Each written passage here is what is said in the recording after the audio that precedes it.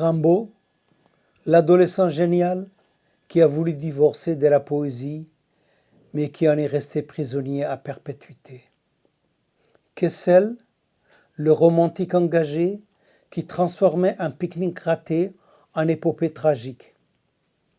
Manfred, les caméléons des mers, mi-bandit, mi-écrivain, qui aurait vendu sa grand-mère si ça faisait un bon chapitre.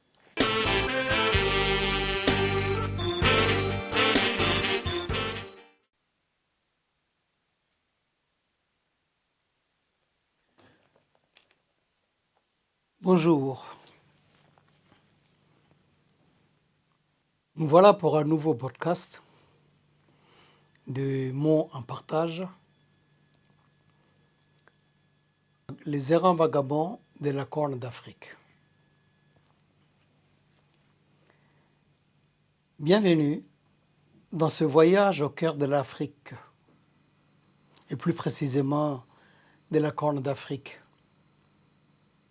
Une terre où le soleil tape plus fort que le sermon d'un imam un vendredi midi ou d'un prêtre un dimanche matin, où les mystères sont aussi plus épais qu'un couscous raté ou mal cuit, et où viennent s'échouer les âmes en cavale. Exilés, aventuriers ou simples Européens fuyant la belle-mer.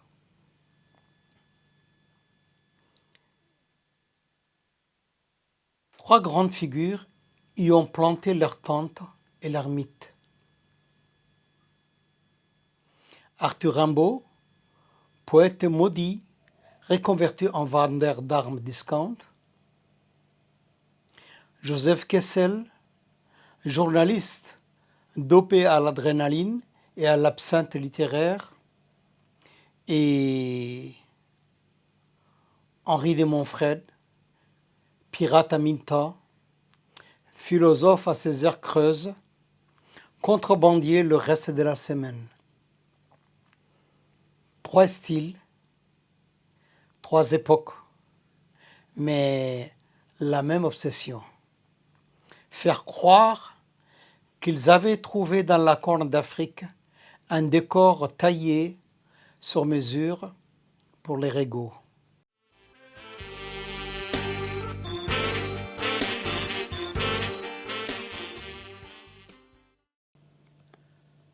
À 20 ans, Rimbaud a déjà dynamité la poésie française. Puis, lassé des rimes et des poètes qui sentent l'eau des colonnes, il claque la porte. Basta. Direction Harare.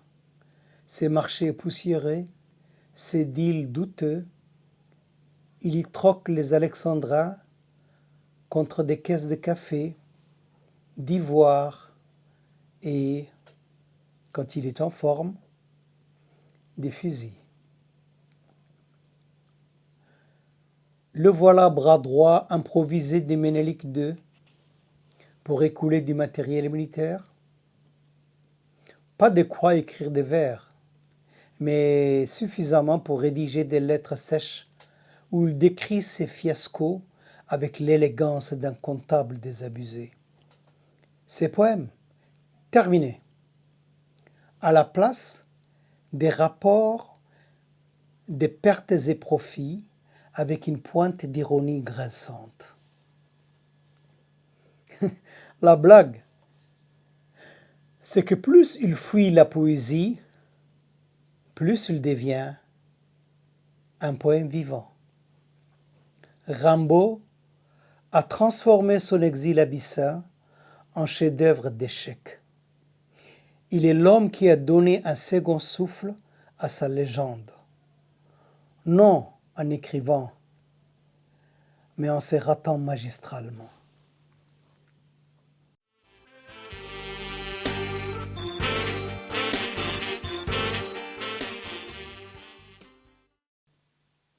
Oui, Entre en scène Joseph Kessel, l'homme au passeport dans une main, au carnet dans l'autre, et qui aurait bien gardé une troisième main pour son verre d'alcool préféré. Lui, il ne fuit rien, il fonce. La Corne d'Afrique, pour lui, c'est un studio de cinéma grandeur nature où tout le monde joue mal, mais où lui se croit réalisateur. Kessel transforme chaque anecdote en fresque épique. Les silences du désert, une tragédie muette. Un chameau qui s'assoit, un manifeste contre l'absurdité de la condition humaine. Son génie, faire croire qu'il avait tout prévu, alors qu'il improvisait au jour le jour. Il écrivait sur la corne avant même d'y avoir posé un pied. Quand il y arrive enfin, miracle. La réalité colle parfaitement à son imagination. Tout devient roman. Et lui se prend pour Homère version reporter. Son errance n'est pas une fuite, mais un service après-vente de l'humanité.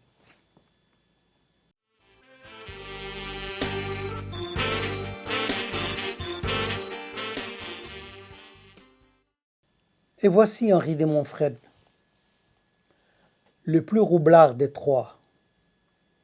Arrivé à Djibouti en 1910, il aurait pu rester un fonctionnaire colonial anonyme, mais non. Il choisit le mode illégal premium.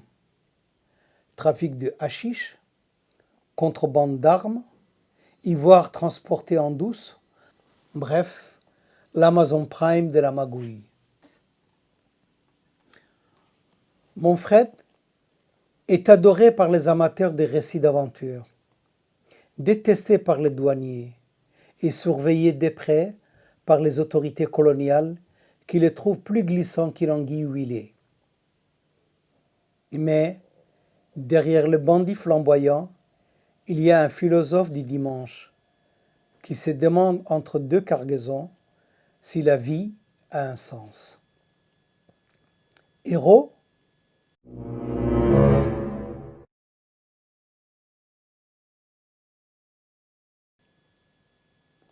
Opportuniste ?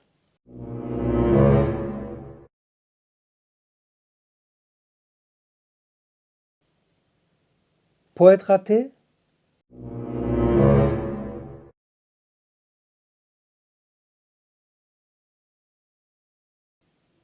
Bandit réussi ?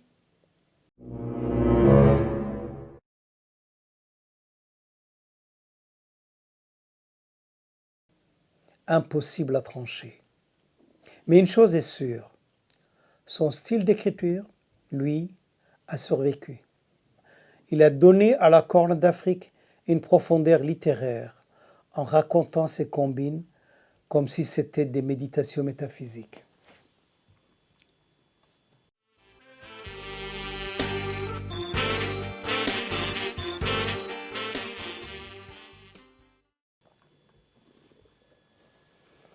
Rimbaud, l'adolescent génial qui a voulu divorcer de la poésie, mais qui en est resté prisonnier à perpétuité.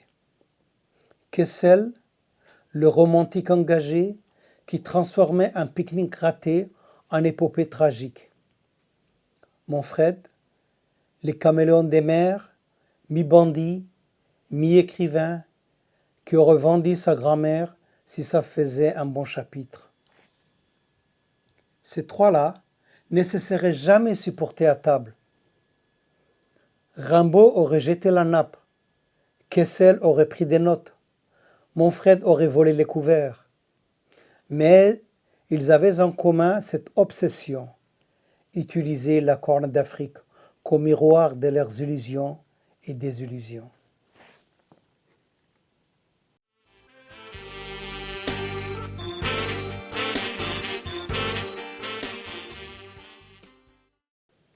La Corne d'Afrique, elle, n'a rien demandé. Elle n'a pas signé de contrat pour devenir décor de théâtre existentiel. Pas de panneaux bienvenue aventurier narcissique. Et pourtant, c'est elle qui les a sculptés, comme le vent taille les falaises. Chacun a cru la dompter, la posséder, l'habiter en héros. En réalité, c'est elle qui les a domestiqués, qui les a transformés en personnages de romans malgré eux. Ironie suprême, leurs mythes survivent, mais la terre, elle, continue de respirer, indifférente à ces grands enfants en quête de destin.